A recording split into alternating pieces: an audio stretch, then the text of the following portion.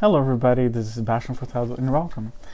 Today it's I guess it's an unusual day for me to be posting, but since there have been some changes in my life and work schedule and a lot of things, I will be posting videos more often, and that's something that I'm very happy about.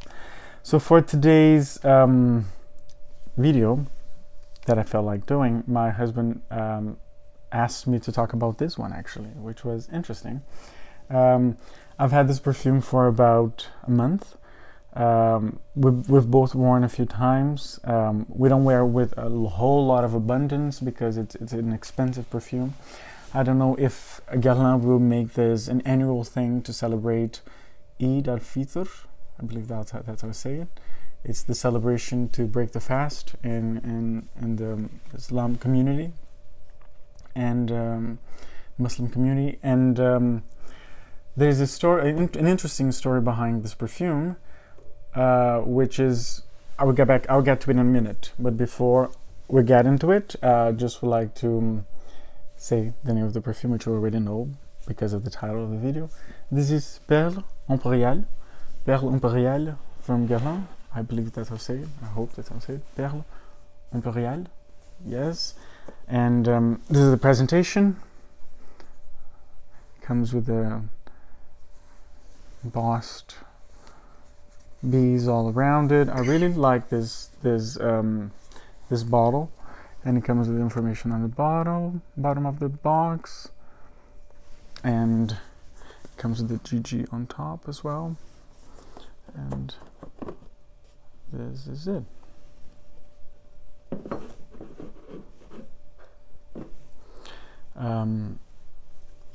Let me get it out. So it comes. This is how it comes.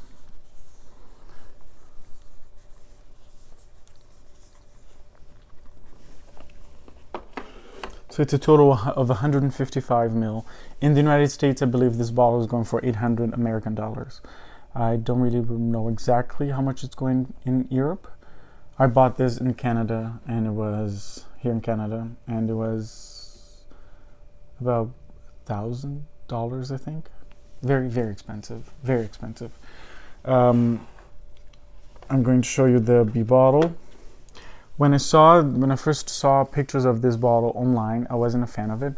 I still don't love this design chosen to adorn this ornament chosen to adorn this bottle, but it looks better in person. That's something that I will agree. It does look better in person, but the overall thing looks cheap. Honestly, I'm not a fan of this, unfortunately. I actually, let me see, it comes off, it does come off. I haven't tried to take it off before, but it kind of looks better like this. I'm gonna see if I can, I might change, because I'm not a huge fan of this design actually, this ornamented. It's just not for me, but it's not ugly. It looks slightly better in person than in photos. It's not very photogenic. And okay, so the backstory behind this perfume is, this perfume was, not this perfume, but this edition, I guess, Guerlain came out with this to celebrate Eid al-Fitr. And, but the perfume itself, it's the re-edition of something else. In 2021, Guerlain came out with this very, very exclusive collection, very, very exclusive perfume in a 1 liter bee bottle that had this beautiful jewel in the front. I'm going to show you to you in a minute, called Le Songe de La Reine, and which means the song of the queen. And it was like one of those astronomical, very, very expensive bottles, and this is what it looked like. Le Songe de La Reine. Let me get a better picture of it here. This was Le Songe de La Reine. I believe it was over 15,000 euros for this bottle, because the perfume was created specifically for this bottle, plus the ornament, and the designer of the jewelry designer that made this ornament, she is the same one that has been working for Guerlain in the last couple of years, or well, I guess since 2021, because this, like I said, came out in 2021. Yeah, and this is the same perfume from this bottle, but now available at a lower price. And this, I couldn't find this information in English, but I'm reading this. I can read some French, so I'm reading. Yeah, it says like it's same idea: spices, fig, leather, and even has the picture of the fig, the bergamot as well here on Guerlain's website. And as opposed to some people have said, the perfume in Le Songe de La Reine is actually an eau de parfum and not extract, as some people have said. So it's the exact same perfume, same concentration. And some people that have smelled Le Songe de La Reine, people whom I trust very much, and one of them is even in the perfume business, have said that they're the exact same perfume, so I do believe them. But I can say for sure that they are exactly the same, because I never smelled it myself, and I never had access to Le Songe de La Reine. So, but this is information that has been passed to me. So, la fragrance exclusive. Yeah, so this is, it's French, I'm not going to read this out loud. But it's just explaining the creation of the design, and Begum Khan, Begum Khan, she's the one that did the design for the Le Songe de La Reine. And she also did the Christmas edition caps last year. I know those, the caps that had like the turtle, the bee, the tiger, and there were a couple more. And they're really, really pretty. But yes, let's go talk about Perle Impériale, and which means Imperial Pearl. Like I already said, I'm not a huge fan of this design, but it looks better in person. So inside this, there are two cards. One that says who did the, I guess who put it on the bottle. Dame du Table, Jean Maslow. So a faithful expression of the skilled craftsmanship unique to the house. The final touch was brought to this bottle by, so yes, there was the person who did the final touch. And then Perle Impériale Millésime 2024 by Swarovski. Guerlain invites you to its first sumptuous celebration of Eid al-Fitr. For the 2024 Millésime, Guerlain's iconic bee bottle is adorned with an elegant lace decorated with wide cabochons like radiant pearls designed by Swarovski House. Each piece is a work of craftsmanship expertise, composed of a cascade of fringing with a very couture feel, adorned with Swarovski mother-of-pearl crystal cabochons to create an ethereal effect.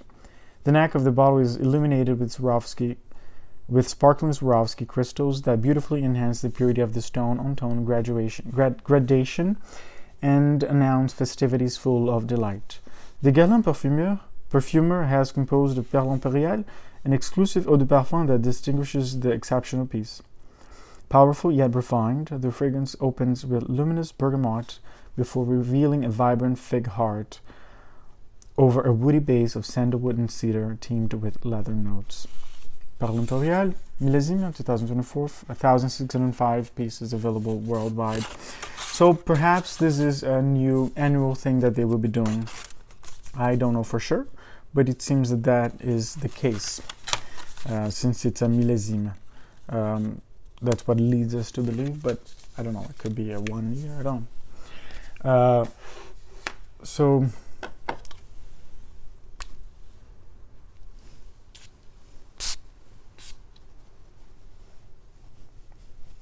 I really like this perfume.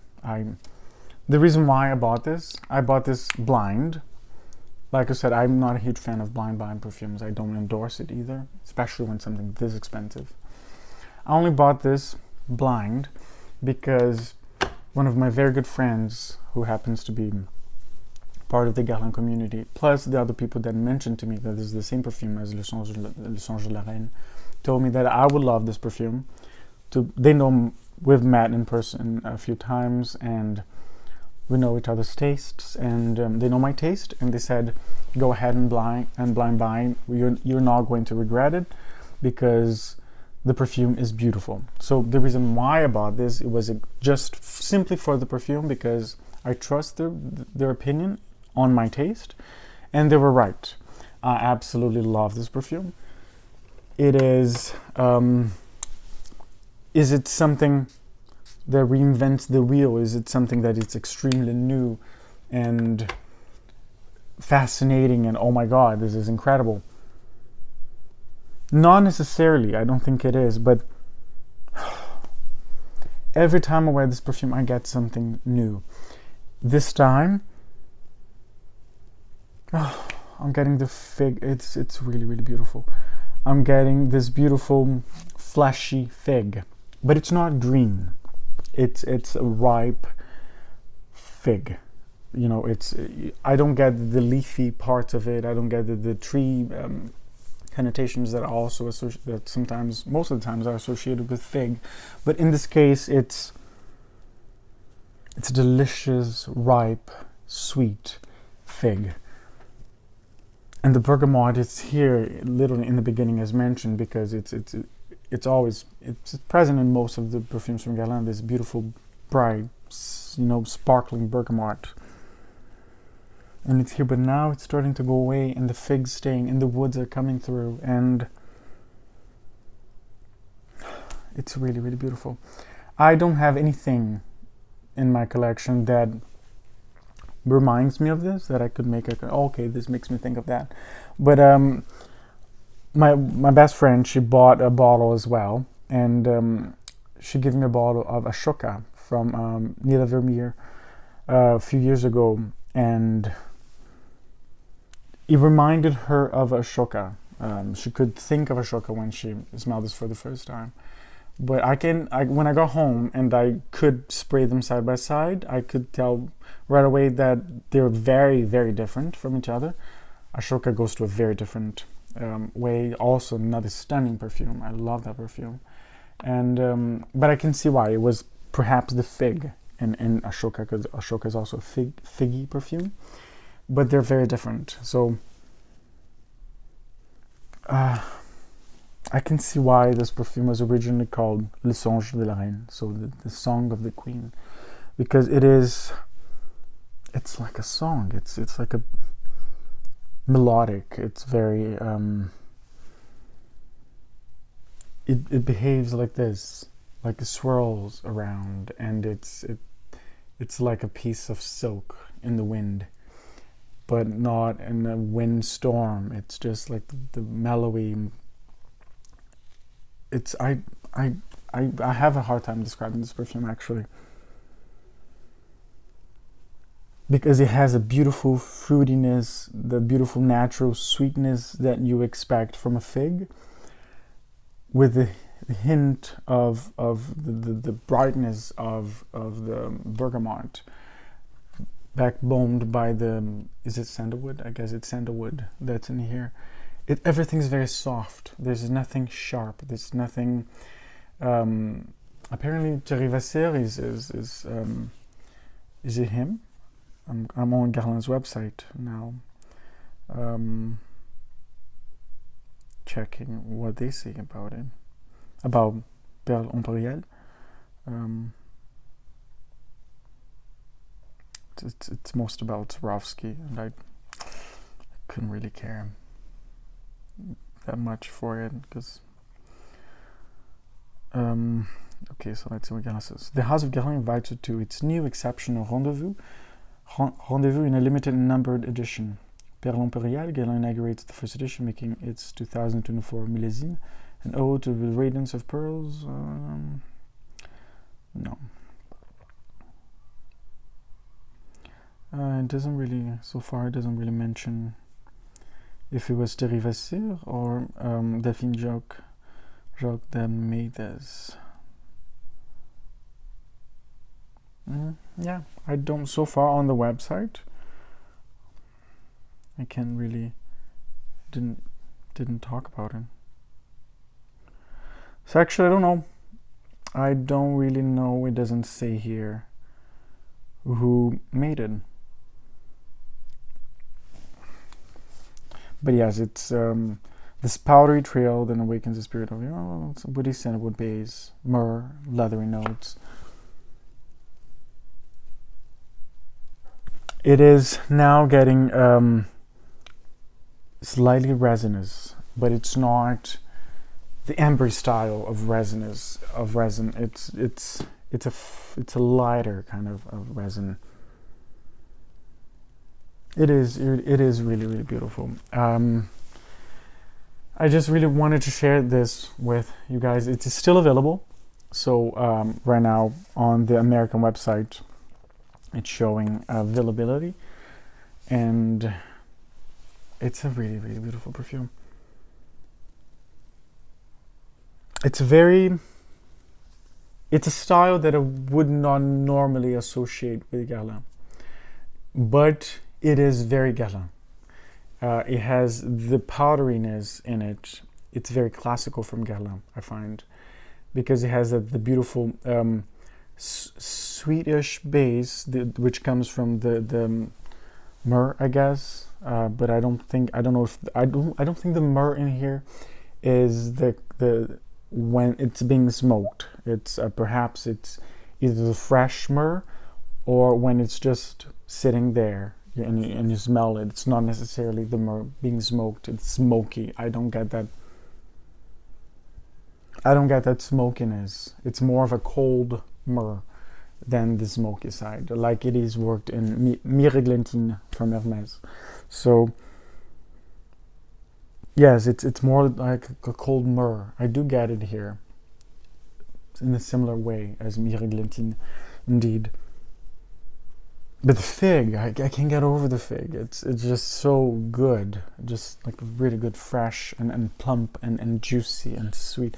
I'm craving fig now. I really would love to find a fig right now and eat it slowly while smelling this. But there's none in my city here, and I don't know if it's the fig season right now or not. But I want fig. But yes, if you can manage to get a sample or a decant of it, I would recommend buying a sample of it or a decant of it, because it is a beautiful perfume that I do recommend perfume lovers to try it if they can, especially if you enjoy fig. I think this is a beautiful perfume, but I do not recommend blind buying, especially because of the price. No, I did because I had a serious talk with a couple of friends that know my style, and they told me, yes, go ahead, buy it, you will not regret. They were right, and I'm happy for that. And but like I just said, I don't endorse blind buying, and especially in a case like this when it's very expensive. But if you can get a hold of a sample or decant and try it very well, like give beautiful wears, and if you can afford to buy it, I definitely endorse. If you fall for it and you can buy it, do buy it. Yeah, it's just, I don't think I think the major changes happen in the first 5 to 10 minutes, and then after that it remains roughly the same on my skin. The fig's very present, and the sandalwood and the cold myrrh, they do stay. Like I noticed these 3 notes. I don't get a whole lot of leather. It did mention leather, but I do not get at least on my skin, I don't get a lot of leather. It's mostly these 3 notes. And yeah, thank you so much for your attention. I really appreciate it, for spending time with me. And I hope you have a wonderful time. And until next video, bye.